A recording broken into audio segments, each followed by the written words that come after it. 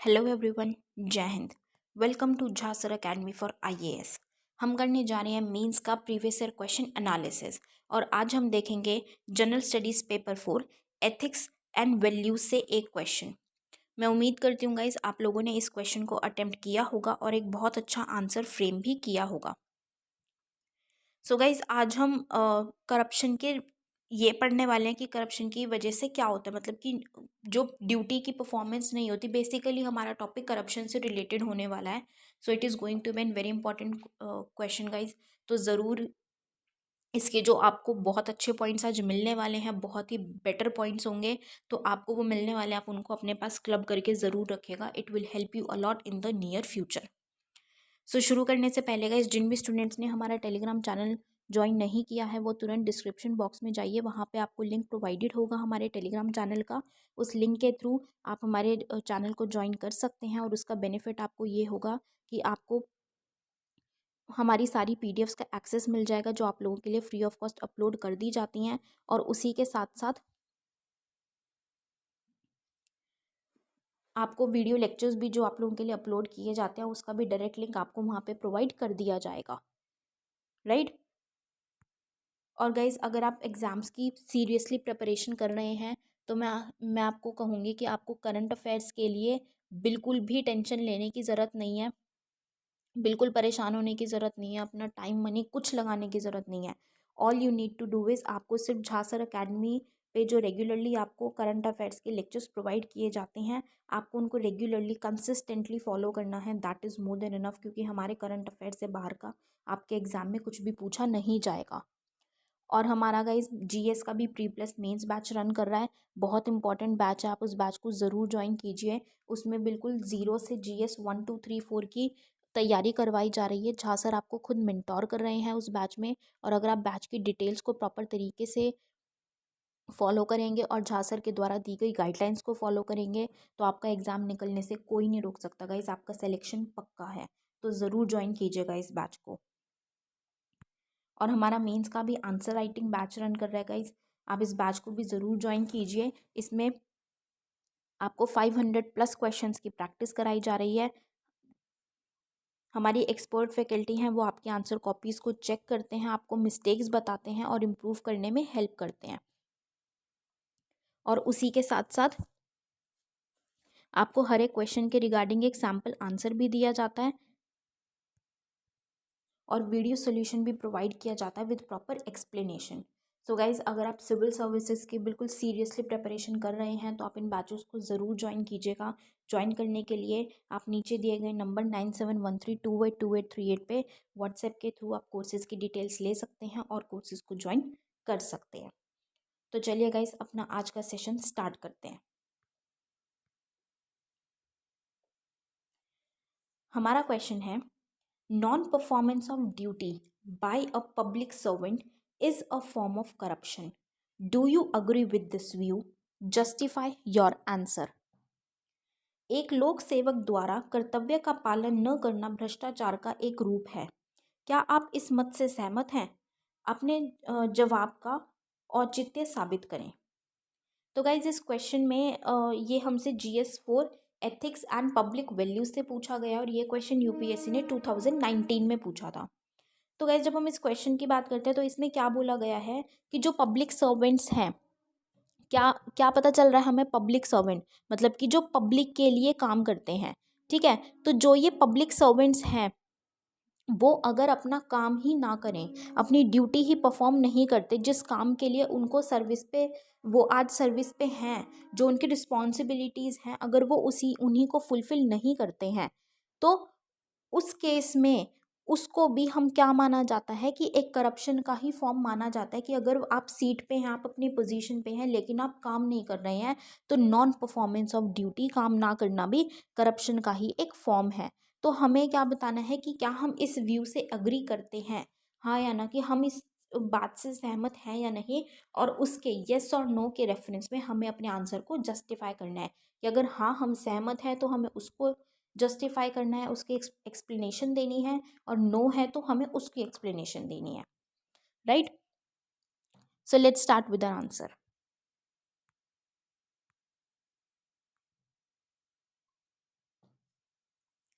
Transparency International regards corruption as abuse of power which erodes the fabric of society. अब transparency international एक index release करते हैं, तो वो उसमें क्या बताते हैं, उसमें इंडिया की बहुत ही पुअर स्टैंड है, मतलब बहुत लो लेवल पे आती है, बहुत लो रैंक आता है उसमें इंडिया का। क्योंकि इन वो क्या समझते हैं, अब उनके अकॉर्डिंग क्या है, ट्रांसपेरेंसी इंटरनेशनल के अकॉर्डिंग क्या है, करप्शन एक ऐसा एब्यूज हम बोल देते हैं ना, कि एक पावर का दुरुपयोग करना, मतलब पावर का एब्यूज करना, गलत तरीके से यूज करना पावर को, जिससे कि जो सोसाइटी का फैब्रिक है, वो कहते हैं ना कि जिससे हम बुनते हैं, कि सोसाइटी ही बुनी जाती है, सोसाइटी को वीव करते हैं, बनाते हैं, वही खराब हो जाता है उससे। जैसे कि मान लीजिए अगर आप एक स्वेटर निट कर रहे हैं, अगर एक स्वेटर बनाएंगे, अगर वो जो ऊन से आप बना रहे हैं वो ऊन ही अगर खराब है, तो क्या वो स्वेटर अच्छा बुन पाएगा? नहीं। तो ये क्या है कि जो पावर होती है, जो या जो पब्लिक सर्वेंट्स हैं, वो काम जो करते हैं, उससे हमारी वो सोसाइटी को बुनने का काम करते हैं।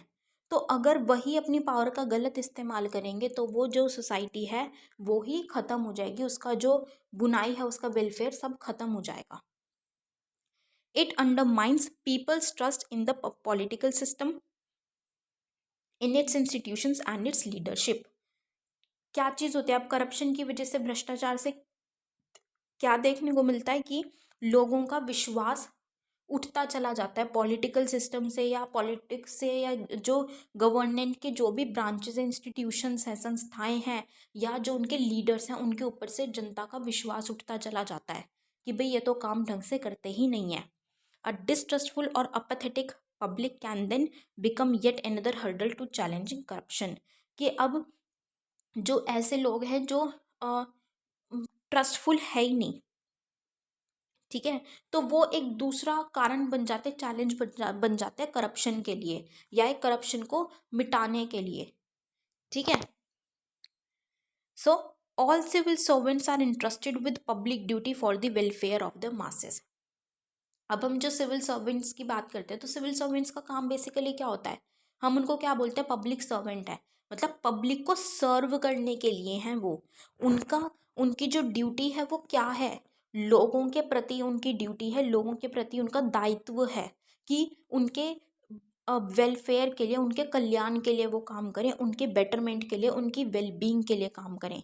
ये किसका है, ये एक सिविल सर्वेंट की रिस्पॉन्सिबिलिटी होती है, उनकी ड्यूटी होती है। Negligence to the public duty cost masses by loss of their freedom, health, education, rights, and even life sometimes, and hence non-performance of duty by a public servant is also a form of corruption।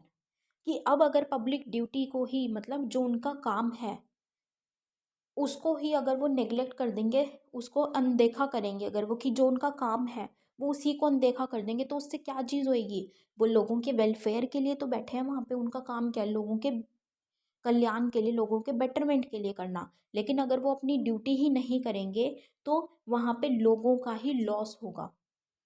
चाहे उनकी education से बात करें हम, उनकी health में है, उनके राइट्स में है, हर एक एंगल से उन्हीं का लॉस होगा, लोगों का नुकसान हमें देखने को मिलेगा। तो इसीलिए अगर एक पब्लिक सर्वेंट अपनी ड्यूटी, चाहे वो और कुछ नहीं कर रहा, लेकिन अगर वो अपनी ड्यूटी ही नहीं कर रहा, तो वो भी करप्शन का ही एक फॉर्म है, वो करप्शन ही कर रहा है, भ्रष्टाचार ही उसको समझा जाएगा। ठीक है, क्योंकि उससे लोगों का नुकसान हो रहा है। For example, a doctor not reaching hospital on time threatens the life of the patient. A teacher not performing his duty not only endangers the future of children but of society as a whole. And a police officer not doing what is mandated in right situation leads to loss of life. अब क्योंकि क्या बात की जा रही है, non performing की, कि अगर आप ड्यूटी ही परफॉर्म नहीं कर रहे, अपना काम ही नहीं कर रहे, तो क्या है, अगर एक डॉक्टर है, डॉक्टर का क्या क्या काम होता है कि वो पेशेंट्स को ट्रीट करे, ठीक है, उनको प्रॉपर ट्रीटमेंट दे, मेडिकेशन दे। लेकिन अगर मान लीजिए एक पेशेंट की कंडीशन क्रिटिकल है, एक पेशेंट को तुरंत इलाज की ज़रूरत है, लेकिन एक डॉक्टर वहाँ पे आता ही नहीं इलाज करने के लिए, तो उस पेशेंट की लाइफ भी जा सकती है। ठीक है, तो क्या है, उसने, डॉक्टर ने सिर्फ क्या किया, अपना काम नहीं किया, अपनी ड्यूटी परफॉर्म नहीं की, तो उसकी वजह से क्या हुआ, उस पेशेंट की जान तक जा सकती है या चली जाएगी। ठीक है, तो वो क्या है, करप्शन ही उसे कहेंगे कि ये करप्शन ही है, क्योंकि आप जिस ड्यूटी के लिए, जिस काम के लिए, आप उनके वेलफेयर के लिए, वही नहीं आप कर रहे। या एक टीचर है, अगर वो अपना काम नहीं कर रही है, वो नहीं पढ़ा रही है, तो वो उस बच्चे के फ्यूचर को तो बिगाड़ेंगे ही बिगाड़ेंगे, बल्कि पूरी सोसाइटी को, जो फ्यूचर हमें सोसाइटी देखने को मिल सकते हैं अच्छी अच्छी वैल्यूज़ की, वो उसको डिस्ट्रॉय कर देंगे। ठीक है, ऐसे ही पुलिस ऑफिसर्स जो हैं, वो पुलिस ऑफिसर्स, मान लीजिए एक कुछ राइटस सिचुएशन है, ठीक है, मतलब कि एक ऐसी सिचुएशन है जहाँ पे मतलब दंगे वगैरह हो रहे हैं, तो वहाँ पे अगर पुलिस ऑफिसर्स नहीं जाके उसको कंट्रोल करते, सिचुएशन को नहीं जाके रोकते, तो क्या होगा, उन दंगों में लोगों की जान जाएगी, जा सकते हैं, लोगों को चोट लगेगी, किसी की जान भी जाएगी। तो अगर वो वहाँ पे अपना काम ही नहीं कर रहे, वो जाके रोकेंगे ही नहीं, तो लोगों को नुकसान ही तो होगा, किसी को चोट लगेगी, किसी की जान जाएगी, किसी को और कोई डिजीज हो सकती है। ठीक है, तो उस जब ड्यूटी परफॉर्म नहीं करने का मतलब भी क्या है, कि आप करप्शन के पार्ट ही हैं, आप उस भ्रष्टाचार के ही पात्र हैं। Right, corruption amounts to breach of faith reposed by the public in civil servant and violation of the rights of individuals।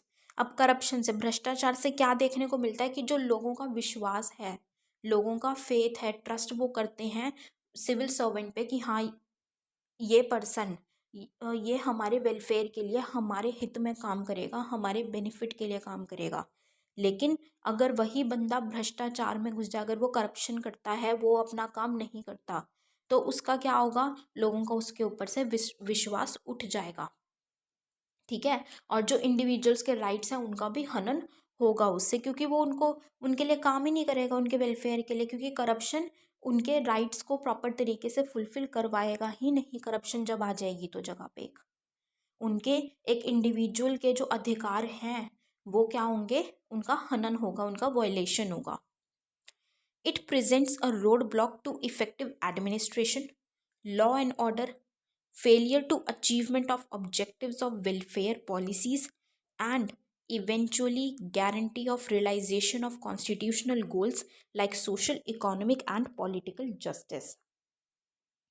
अब करप्शन से हमें क्या देखने को मिलेगा, ये एक रोड ब्लॉक की तरह काम करेगा, किस पे, जाहिर सी बात है, इफेक्टिव एडमिनिस्ट्रेशन। इफेक्टिव एडमिनिस्ट्रेशन क्या है, कि भाई जो काम हो रहा है वो प्रॉपर तरीके से हो, पूरे रूल्स एंड रेगुलेशंस अच्छे तरीके से हो, ठीक है, बिल्कुल सफाई से, कहीं पे कुछ दिक्कत नहीं है। जहाँ पे मान लीजिए जो फंड की बात की गई है, कोई पॉलिसी लेकर आई गई है, ठीक है, उस पॉलिसी में फंड लाने की बात की गई है, तो वो फंड, जितना फंड उस पॉलिसी पर लगाने की बात हुई है, ऑफिशियली बताया गया है, उतना का उतना फंड लगाया जाए। ठीक है, वो पॉलिसी एक्चुअल में लोगों के वेलफेयर के लिए ही बनाई जाए। उस पॉलिसी को अगर कोई पुअर के लिए, गरीब लोगों के लिए पॉलिसी बनाई जा रही है, तो उसका बेनिफिट वो गरीब लोगों को ही दिया जाए, ना कि बाकी के लोगों को दिया जाए। तो ये क्या होती है, कि इफेक्टिव एडमिनिस्ट्रेशन होती है।